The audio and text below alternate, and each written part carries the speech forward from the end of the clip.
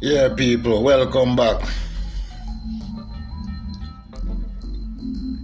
This week is a history lesson. In this one, we are talking about the story of the first cruise ship, SS Prinzessin Victoria Louise. Now, from where baby, we see images, we hear about cruise ships,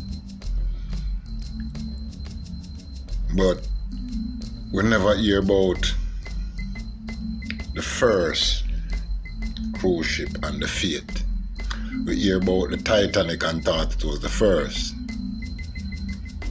which it was meant to be the largest. But anyway,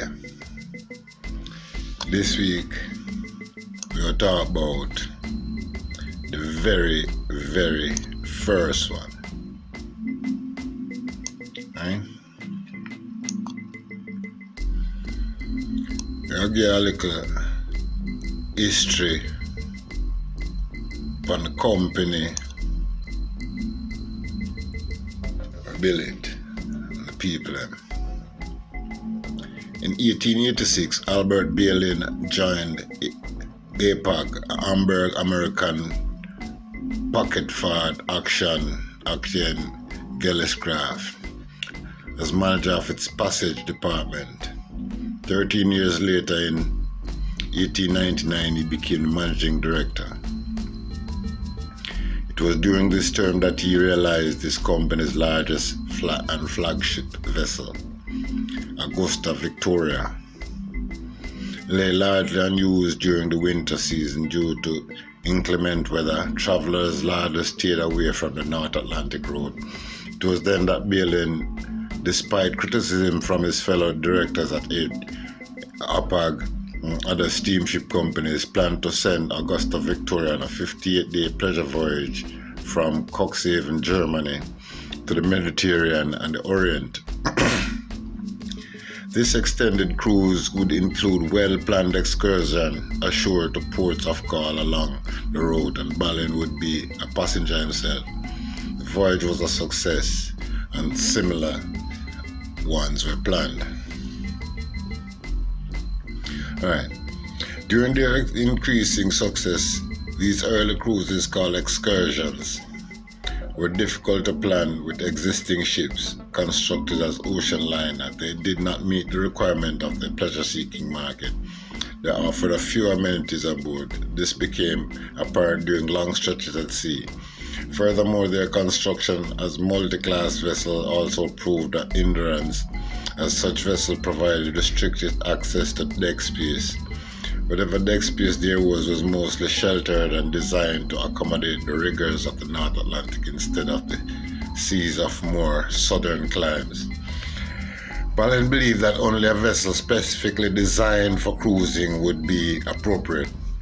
Furthermore, such a vessel could spend the entire year doing so. A few months later, after Bailyn became managing director, he commissioned in 1900 Baumann Voss to construct a ship to be named after Kaiser Wilhelm II's daughter. The ship was launched on 29 June 1900 and christened Prinzessin Victoria Louise. It was a revolutionary ship.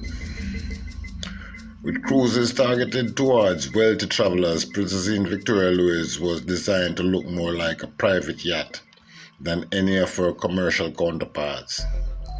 She had a trim hull of 52 feet, 15.9 meters wide by 407.5 feet,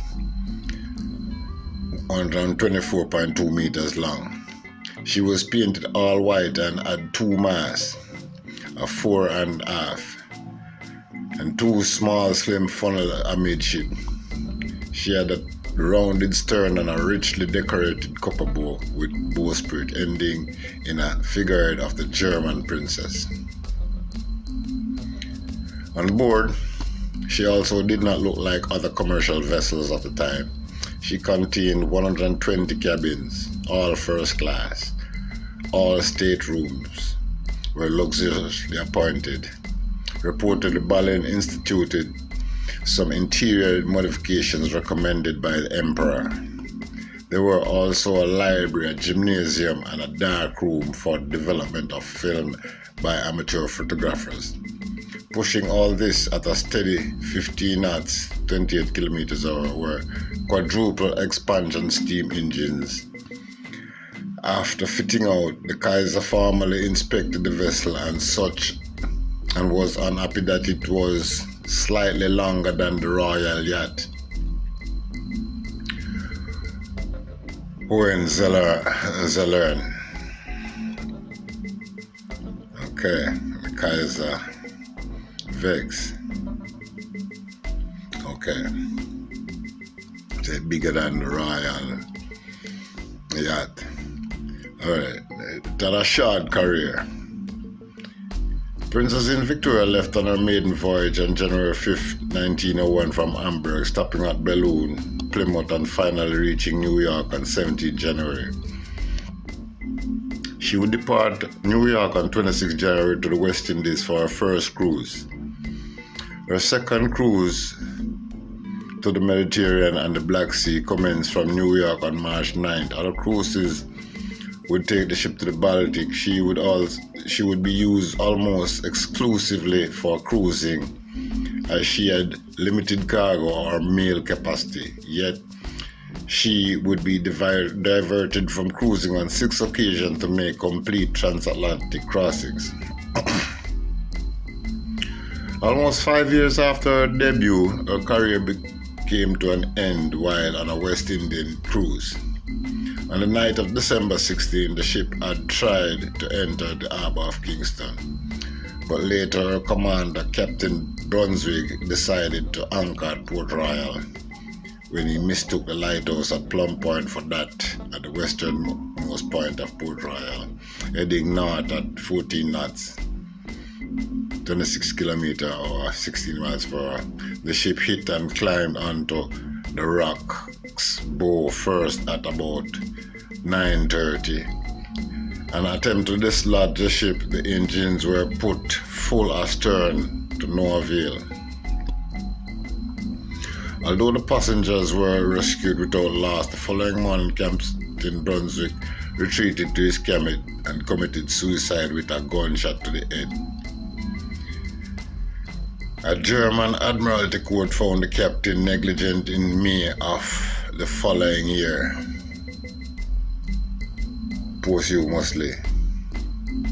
Right. Salvage operations commenced immediately after the grounding. The German cruiser Brennan and the French training ship Douai Turin came to the aid of the stranded ship, with Brennan attempting to tow the steamer off the rocks. Within days, continued buffeting by waves and a storm pushed the ship broadside of the shore with a sharp list to port. Inspection revealed major structural damages to her frame and keel plates. Her engine had been displaced during impact and her port side was filled with 16 feet of water. She was declared a total loss on 19 December and sank in a seaquake in 1907. Alright, people. That feat, very, very short career, this one. Alright.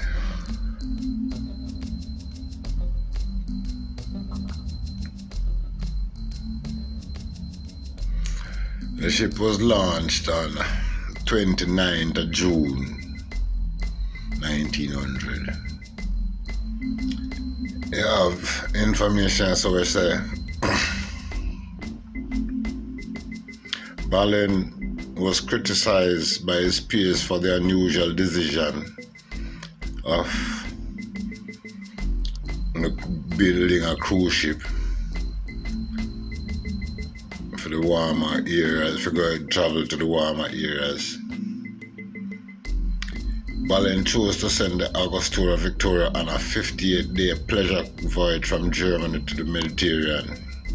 This cruise would include shore excursions at various ports of call, Yeah, I mentioned that already. But Balin and his wife, we never mentioned his wife, would be among the passengers from January to March 1891. Oh, it's a difference. The ship cruised from Cuxhaven, Germany to Southampton. That before the original ship Augusta Victoria. And cruised Cuxhaven.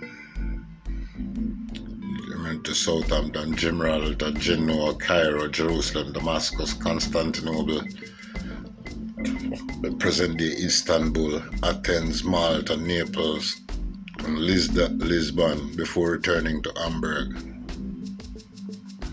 The journey proved a success, and Balin planned to offer more cruises through APAC, although at the time they were often called pleasure voyages or excursions. Cruisers enjoying the fresh air from an illustration of program given to passengers. That's a picture you can see on your screen. Alright. The Augusta Victoria may have hosted one of the first cruise voyages, but she wasn't a cruise ship. Like the other ocean liners of her day, this ship was built for speed and had very few amenities on board. The liners in the APAC fleet were all multi-class vessels designed to limit premium deck space to first-class passengers with restrictions on those staying in second and especially third-class areas of the ship. This wasn't the best setup for the wealthy clientele Balin hoped to attract. The deck space on these ships were also sheltered to protect them from the elements when sailing in the North Atlantic, not exactly for pleasure.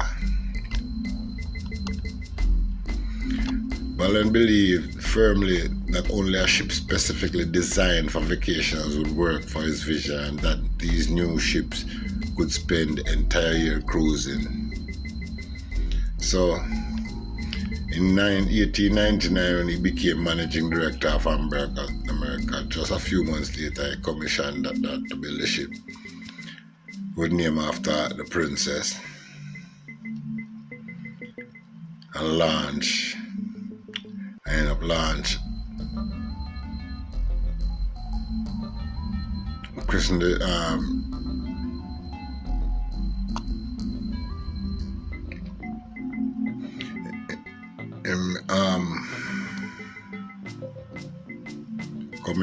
commissioned Ballman Voss, a German shipbuilding and engineering company, to construct his first cruise ship. She would be named after the Kaiser's 7-year-old daughter, Princess Victoria Louise of Prussia. The ship christened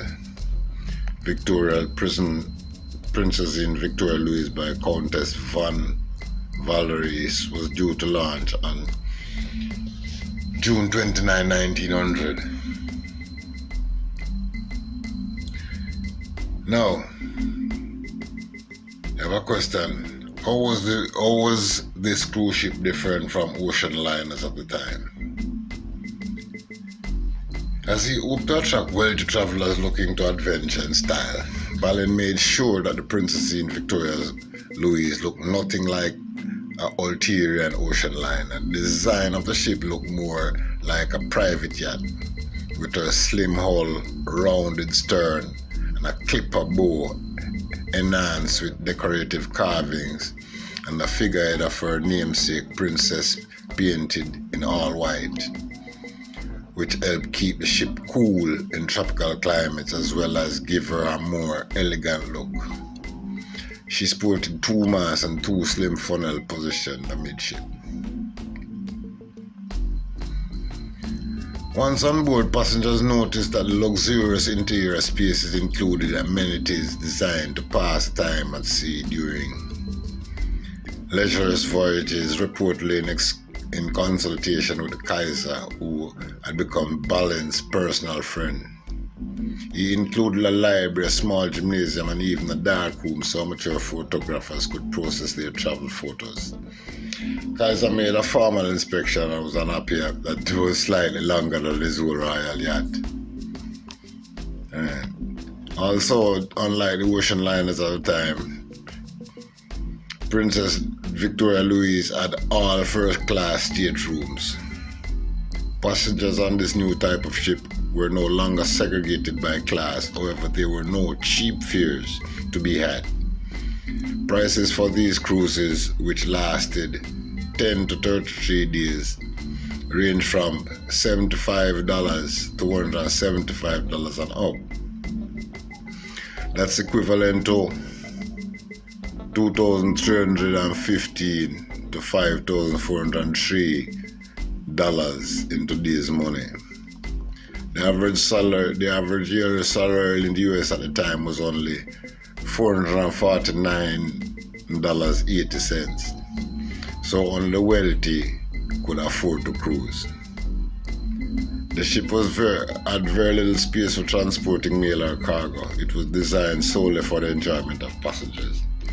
Ballin wanted the ship to be more like a floating hotel for his wealthy guests.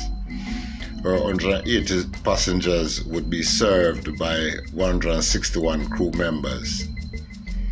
A passenger-to-crew ratio that was unheard of at the time, and only rivaled today by the most luxurious all-inclusive cruise liners.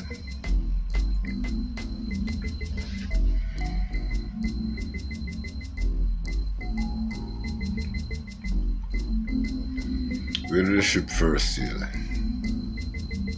Originally planned for the Victoria was to kick off with a 135-day Grand World Cruise for her maiden voyage.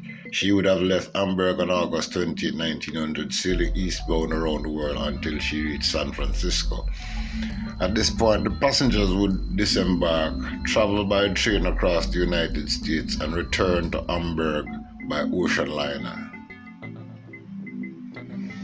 1900, construction on the Panama Canal hadn't yet begun. That started a few years later in 1904. And sailing around the world, the southern tip of South America would have added weeks to the journey. A second group of passengers would embark at San Francisco and cruise in the reverse direction back to Hamburg. But neither world cruise ever sailed. Apparently, a strike at the shipyard delayed construction and the Prinzessin wasn't completed until December of that year.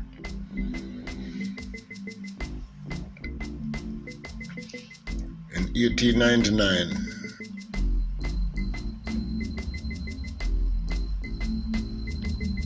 instead, the ship rescheduled maiden voyage from Hamburg, stopped at Boulogne, Port Plymouth, then sailed to New York to begin her first cruise. On January 26, passengers embarked on a round-trip itinerary visiting several islands in the West Indies. On March 9, she left on her second cruise sailing from New York to the Mediterranean and Black Sea. For the next several years, the Princess Victoria Louise cruised year-round with the exception of 6 transatlantic crossings, which added Baltic cruises to her schedule. So what were accommodations like on the first cruise ship? All of the passengers on the Prinzessin Victoria Louise were first-class staterooms, decorated with sumptuous fabrics and rich wood furnishings, accentuated with brass. The emperor's suite, built specifically for the Kaiser, though there was no evidence he ever sailed in it, was complete with private bath and toilet. All staterooms had sinks with running water, but if you weren't in a suite, you'd need to confer with the bath steward to schedule your bathing time.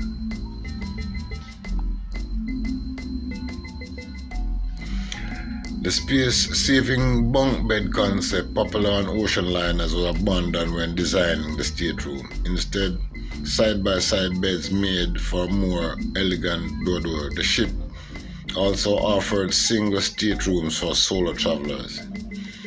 Cabins were complete with electric light, a ventilation fan, and state-of-the-art electric paging system to allow passengers to summon the room steward.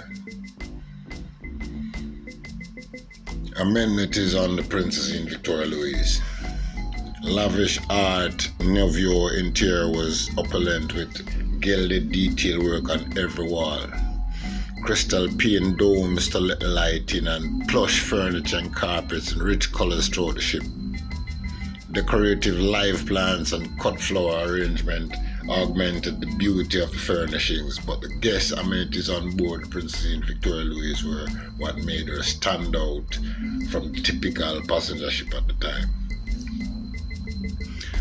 Albert Bailey's dream of creating a floating hotel came to life on the ship, with a range of communal space to socialize, read, exercise, or just relax and enjoy the cruise experience.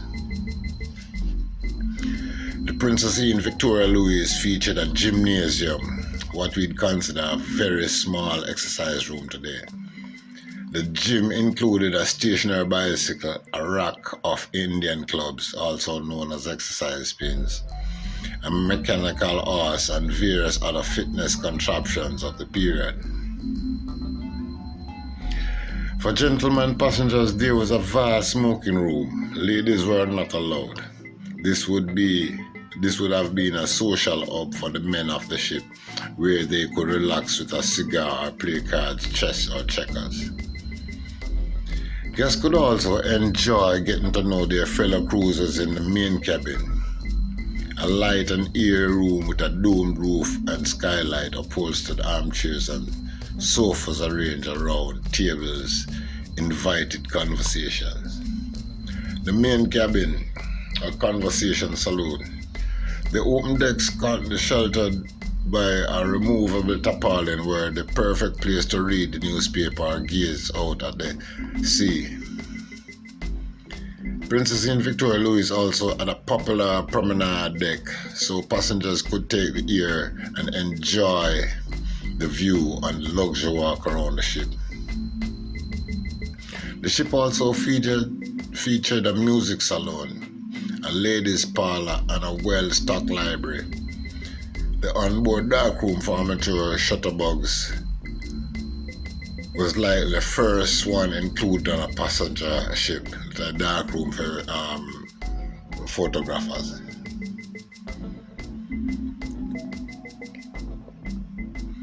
What were meals like on the first cruise ship? On the Prinzessin Victoria Louise, meals were served in the elegant dining room, an opulent atrium style space with galleries brightened by a stained glass rosette skylight. Dinner on the Prinzessin was lavish. It was a lavish 8-course affair. Unlike on today's cruise ships, dinners didn't have a choice of dining time or a choice of what they wanted to eat. But from the look of one surviving menu, guests on the ship weren't going hungry. The 8-course from the dinner menu on the evening of Friday, March 1st, 1901, we see the crews have begun their meal with cannelons, a praline, which would be a small mincemeat roll or pastry rolls with rice and fruit. The soup course was beef broth with soup la reine, a chicken and rice soup with cream. Then on the fish course with fillets of fish a la Regents. This would have been a very elegant preparation for fish at the time. Vintage recipes in this style often top the buttered fish fillets with a creamy sauce, truffles, and lobster or crayfish. Next was the meat course, roast beef American style. Roast turkey followed, accompanied by preserves and salad. And if anyone still had room in their bellies, dessert was that evening was strawberry ice cream and macaroons, followed by cheese, fruit, and coffee.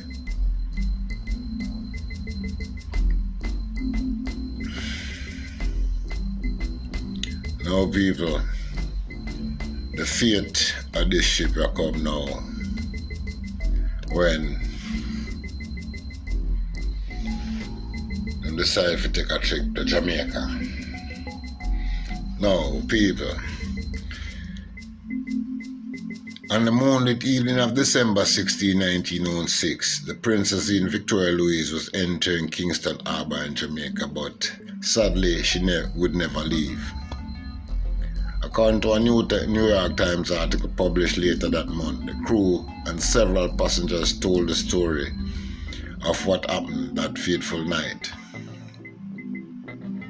Captain H. Brunswick hoping to beckon a pilot to help him navigate the harbour, displayed the ship's night signals. When no one responded, the captain decided that entering the harbour was too dangerous and he had better set off to nearby Port Royal to sit at anchor for the night. He guided the ship towards Port Royal, spotting the two red lights he thought would guide him into the safety of the harbour there, but the captain misread the lights and sailed directly towards the lighthouse at Plum Point. Now, dead man tell no tales, but this man supposedly killing himself and all of that. Question this: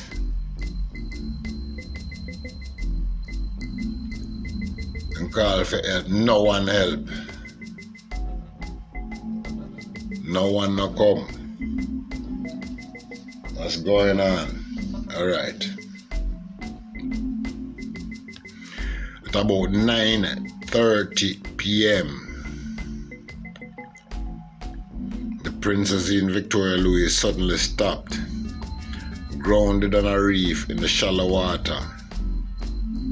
Captain Brunswick sent a boat ashore to report the incident.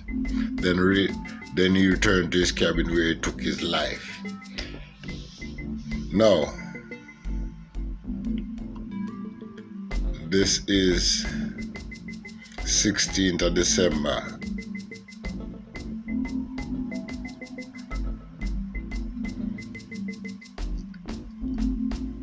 Nine o'clock. 9:30.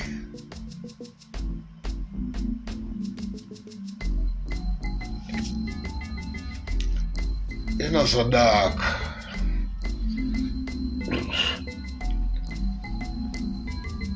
It's not so dark Kingston that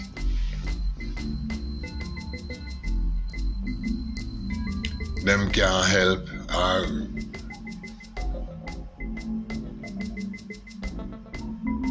Even though this is 1900.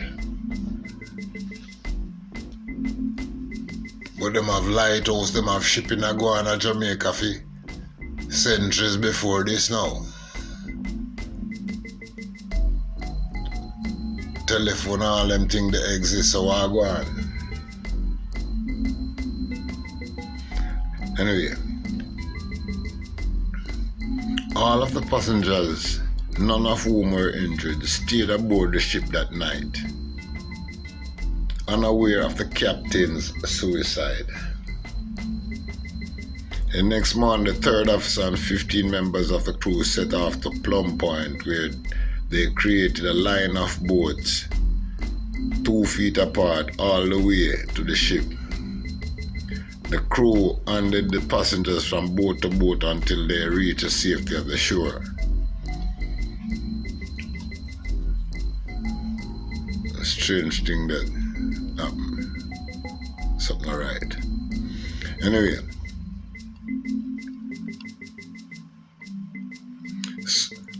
Soon after the Princessin's grounding, two nearby ships came to her aid, both the German cruiser Bremen and the French training ship Duque Truin offered assistance, with the Bremen attaching lines in an attempt to tow the ship off the rocks. But the Prinzessin wouldn't budge. She had suffered significant damage during the grounding. Her engine was dislodged and the frame plate shattered. A storm that blew through the area just after the incident battered the ship, damaging the hull more as it listed and took on water.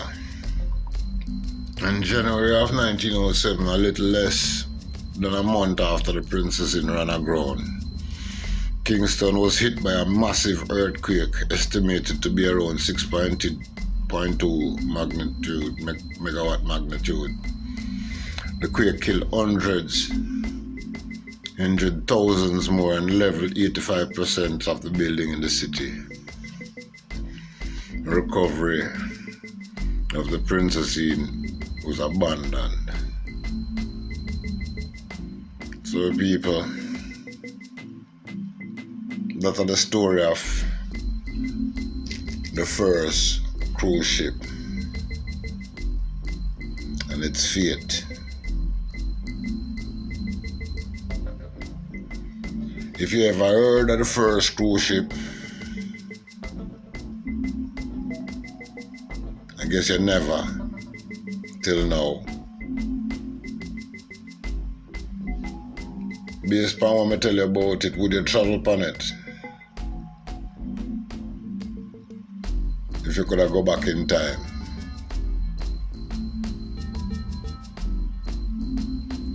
Let me know what you think about this story. And people,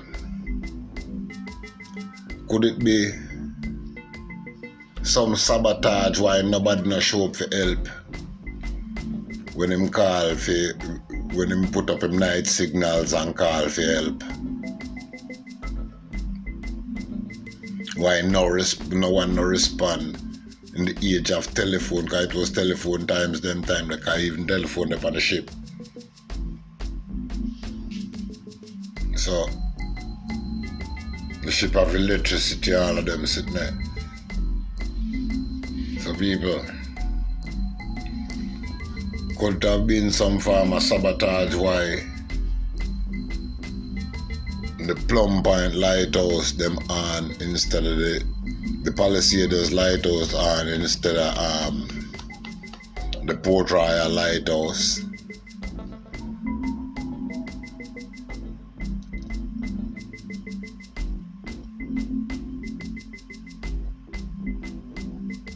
And the man get tricked.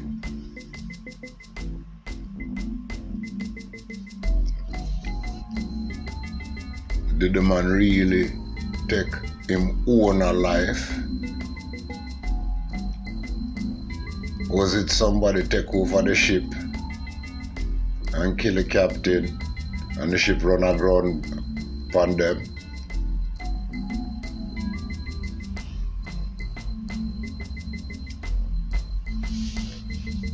Remember, them find the captain guilty of negligence. Posthumously, him dead. And I find him guilty of negligence. Nobody know what go on. Passengers stayed aboard all night and don't know nothing what happened. I'm just saying, people. Remember, we hear about the next one where the next cruise ship will come very shortly after that. That wanted to be the biggest. So could there have been some form of sabotage? Remember, with the next one, I'm going to try to do a video upon that one too. Although many have been done before. But those people were saying something about sabotage too. So people, let me know what you think after hearing all of this and knowing the world we live in. Who to tell? You never know. James Bond might end up on a ship. People, Let me know what you think in the comment section. If you like the video, hit the like button. As a matter of fact, if you come so far, you could have only like the video while you come so far with it. So hit the like button and tell a friend, and share with a friend as well. Out.